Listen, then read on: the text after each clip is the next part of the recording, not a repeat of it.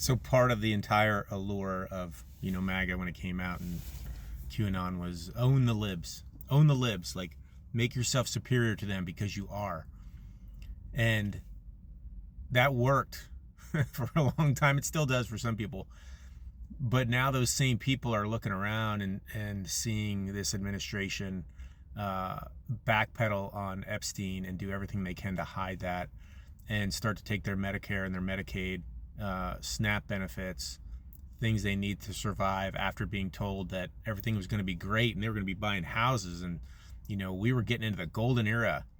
And I think those people who were told they should own the libs, they're feeling pretty owned. They're feeling pretty owned by those same voices at the top. And that's bad news. That's bad news for those who started this whole process and said, hey, your entire goal is to fight these people and be against these people. And now they're not really feeling that. They're not feeling like they're getting a whole lot out of that, and they're feeling pretty owned, which is not good. Which is not good for the Republican Party, and I'm here for it. Because I think the veneer is coming off, and not for everybody, let's be honest, but I think the veneer is coming off a lot of them where maybe I got taken to the cleaners.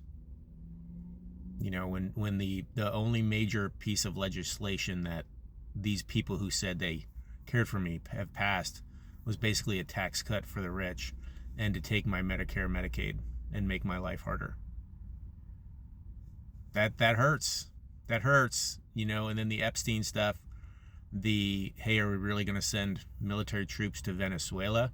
Because I thought we were supposed to love the military, and, what about that whole Iraq thing, where this is looking pretty similar? Yeah, I think there's a lot of questions. And the way that this administration, like the Justice Department, has handled things like Charlie Kirk and, Butler, have just raised too many questions. You built an entire group of people that wanted to own the libs and needed a conspiracy and felt that they were being abused and victimized. And now they're not getting what you promised them. And they're feeling a little victimized. And so, yeah, I think the veneer is coming off, and I think people are starting to wake up a little bit. Not where they become screaming radical, progressive, Democrat liberals, but maybe where maybe they start staying home, when voting happens. Maybe they're like, I'm not really happy with what you've done to me and what you promised versus what you delivered. Maybe. I'm not saying it's going to happen overwhelmingly, but I'm saying that it is going that direction. It feels like it's going that direction, especially with this last election, which was overwhelmingly blue. And this is an environment where even Democrats are feeling a little bit kind of pissed off. And, hey, what is our party doing? That should be a signal.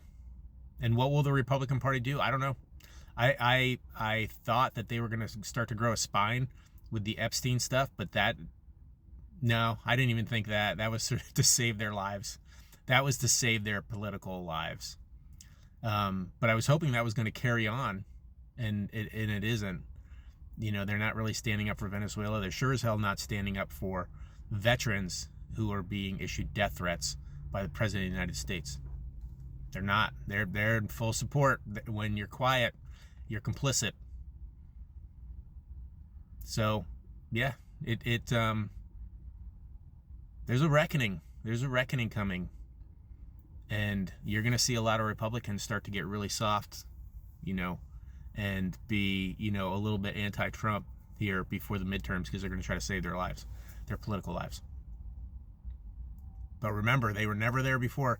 They were never there when the wind was blowing at their back. Now that it's hit them in the face a little bit, now, whoa, maybe I should change my tune. And they will. But just remember that. But yeah, the own the libs thing, when it started to flip on them, and they were feeling pretty owned. They're feeling pretty owned. It's going to be interesting.